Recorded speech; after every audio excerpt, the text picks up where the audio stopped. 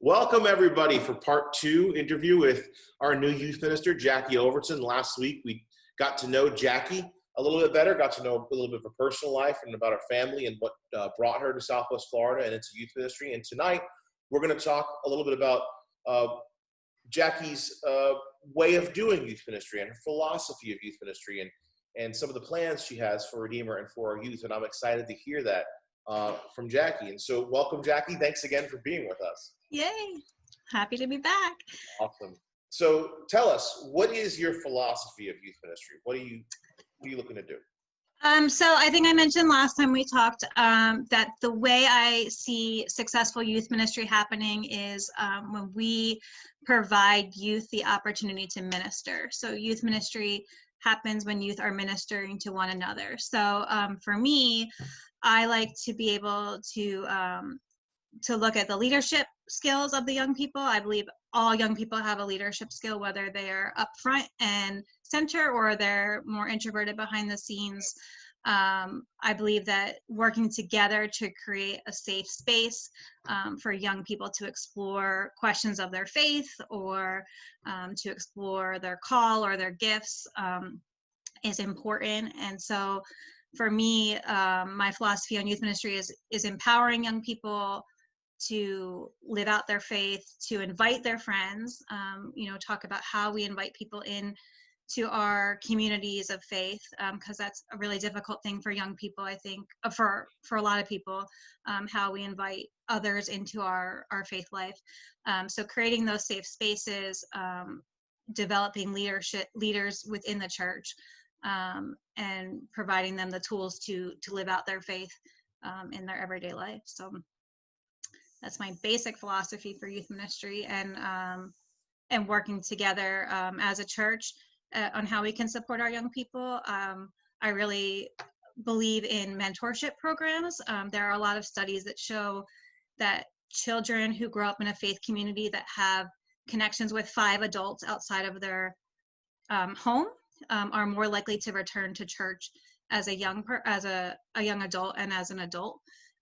So one of my goals with the kids that I work with is by the time they graduate, that they're able to identify 5 adults in their faith community that they can go to if they have an issue of faith or an issue in their personal life.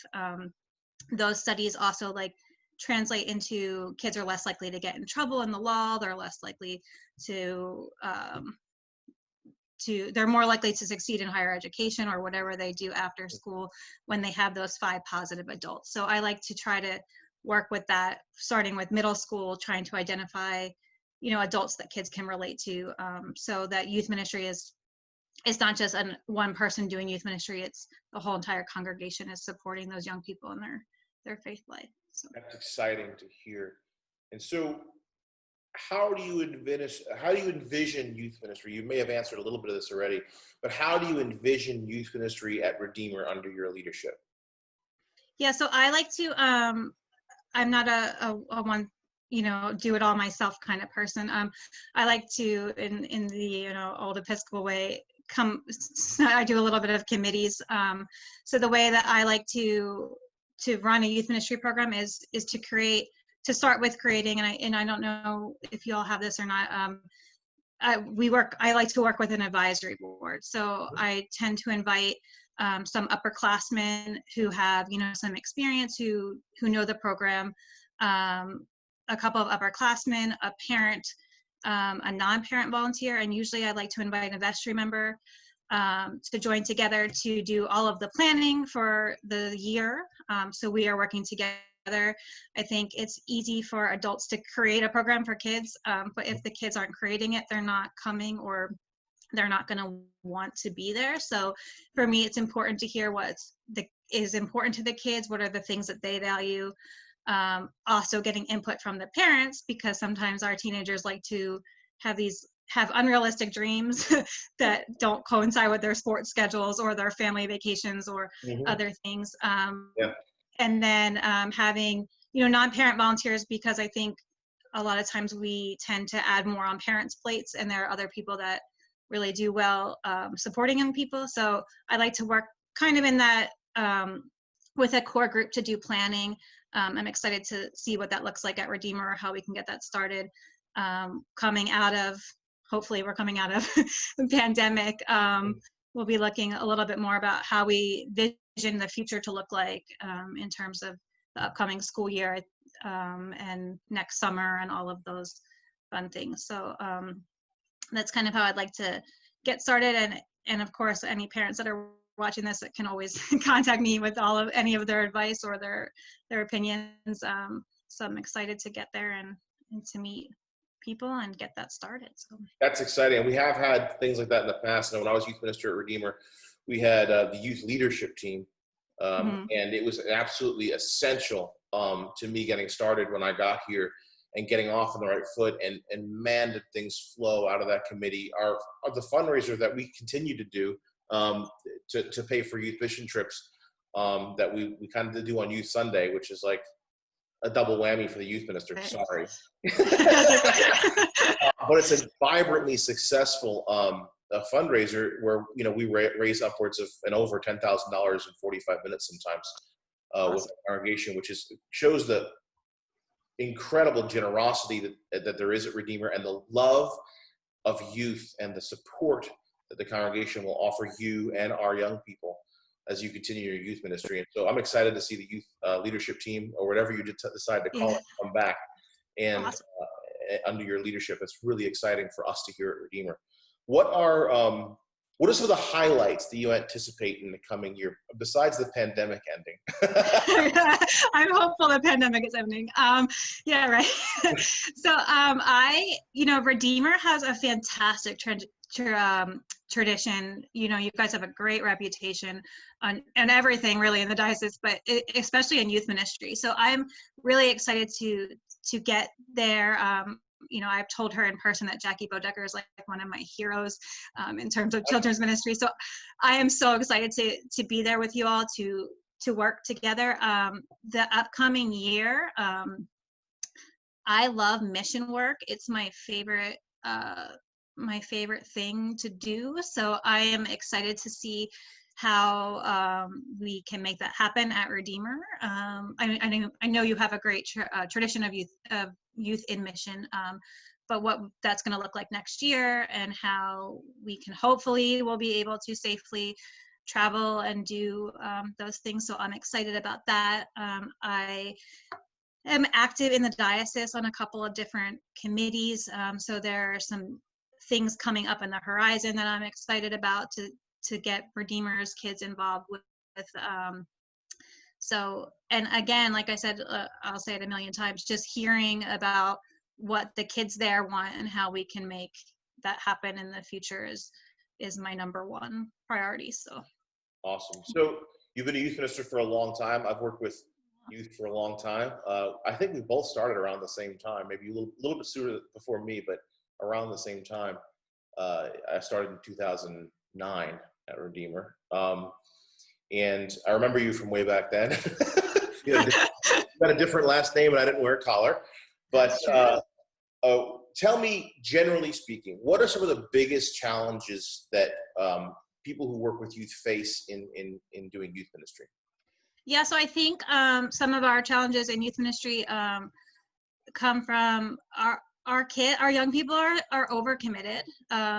Maybe not overcommitted, but they're committed to a lot of different activities. I think that the way, and I'm not saying any of this is bad or please don't misunderstand, the way we set our kids up in order to go to college is we fill their resumes with all of these activities. So for me, one of the biggest challenges is making faith a priority in young people's lives. How do you, when you want to be at youth group, but you also have baseball and band practice and debate club all in the same time, how are we sharing those responsibilities, and how as a church, like, we need to become a little bit more creative in how we're reaching out, because sometimes we don't all fit into that, schedule. So there might be someone who's super active with their sports schedules and they might have to miss out on things. So how are we reaching those kids, because we don't want to leave them out just because they're really good at a sport or something else. So trying to keep a group cohesive with all of those different schedules can be a challenge too. I think in the pandemic, we're seeing a little bit more about how parents are stepping in to take over some faith at home kind of responsibilities. So how we can support families so that they're getting faith at home too, not just when they show up for programming. Because I know as a parent, sometimes that can be overwhelming to add, Christian formation at home if you have to, onto your plate of other things, especially in a time where we might be homeschooling our kids or things that we're not prepared for. So I think that those are probably two of the biggest challenges. There's also a lot of pressure on our young people to not always, it's not easy to live a faithful life, to outwardly live your faith life as a young person. So providing the confidence to our young people to say, like, no, I'm going to go to youth group, or I like going to church. Sometimes it's not cool to be a Christian, an out Christian. But I think giving our kids the confidence to do that and providing them places where they can invite their friends and be together is important. But I think scheduling is one of the biggest challenges in youth ministry, for sure. Yeah, definitely. I always found one of the challenges, I totally agree with you in scheduling and getting everyone to be together. I remember, it's funny, Christoph is leaving us as youth minister, but I did kind of, as I first got here in 2009, interviewed each of the kids that was involved in youth and said, what do you want? Right. And Christoph said to me, it really doesn't matter what you do, as long as you can get us all there together. It'll be great. And it really is the case. And it was advice I took fully to heart, and it was good advice, and it went really well.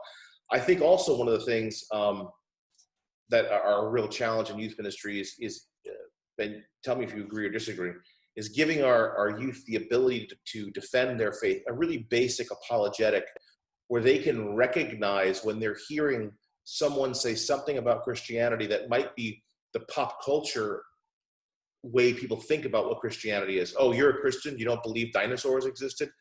Things like that. And actually giving them the ability to go, no, we don't believe that at all. Here's what we believe, and have them be able to make some sort of a basic dogmatic statement that doesn't sound like a dogmatic statement, and defend their faith in a way that they say that's not a combative thing with friends in school, but a loving way of saying, that's not what we believe at all. I'd love to introduce you to what we really do believe. Yeah, absolutely. Having that deeper understanding of their faith. And I think exploring those kind of personal connections to their faith, so it's not just, oh, you don't, like that's a big one. You don't believe in dinosaurs, or you don't believe in science, or whatever. Yeah. But, and letting kids have those personal connections with Jesus, because that's really what we're pushing, is the personal connection, so that they're able to speak educatedly, because that's I don't even think that was an educated term that I just used, but have a background to support their beliefs, but to be able to do that in a way that people can hear them too. So yeah, absolutely. All right, tell me, what is your absolute favorite part about youth ministry? Your favorite part, the favorite thing that happens, your favorite, and if you can have multiple favorites, what are some of your favorite things about youth ministry? So youth ministry, one of my favorite things about youth ministry is we take a snapshot of kids' lives, right? So we get them for 6 years. The amount of growth that happens between a 12-year-old and an 18-year-old is huge. I mean, I look at my small children at home and I think, oh my gosh, how much have you grown? In the 6 years, my oldest has been alive. But when you move that to a middle school, to a middle schooler, to an adult, they become people, like adult people, like real people. So watching them grow is my absolute favorite part of youth ministry. And the things that kids do, I can tell this story because this young adult gives me permission to tell it. I had a kid at St. Mark's who was the worst middle school child I've ever had in my entire, he hated church, he hated everything about it. And now he's discerning a call to ordination. Just to watch that growth of the kid that didn't want to be at youth group, didn't want anything to do with church, and to watch him grow into someone who's considering becoming a priest, I mean, that's a huge change in a short period of time. So we get these kids in programs for what is a blip in their life, but the growth that happens spiritually is filling. I mean, it's fulfilling to me. It renews my faith every time I'm with young people, because that's, they get it. They get it better than adults a lot of times, because they lose the politics and they're in the heart of what Jesus is calling us to do. So so that's my favorite part about youth ministry, is watching that growth, seeing kids come back as young adults or adults. I'm in the season of youth ministry where I'm watching people raise their own kids that, I can't believe I'm that old. My youth group kids are having kids, but so that's huge to me. I love watching young people live out their faith life, in both personally and in service projects. I believe in local mission and outreach, local outreach and global mission. So getting to watch young people meet God in those places is also filling to me. It's mission trip planning and mission trip doing is some of my favorite work that I do. So I think That's awesome. Well, Jackie, is there anything else that you have that you'd like to say to us? No, I just can't wait to be. I can't wait to be there and to meet you all. No, I think that's it. I don't know. Well, wonderful, Jackie. I know that when everyone sees this, they're going to be really excited about you starting as our youth minister, as I am, as Father Wilson is, as Christoph is. Christoph is so excited to pass the reins of youth ministry on to someone who he counts on and trusts and believes firmly in. And so thank you so much for answering the call. And thank you so much for coming to Redeemer and working with us. And I always check my cell phone, text, call, email. I'm here for you guys, so I'm excited to be with you all. Wonderful. Thank you. And everybody, Thank you. have a good night. God bless. Thanks. Good night.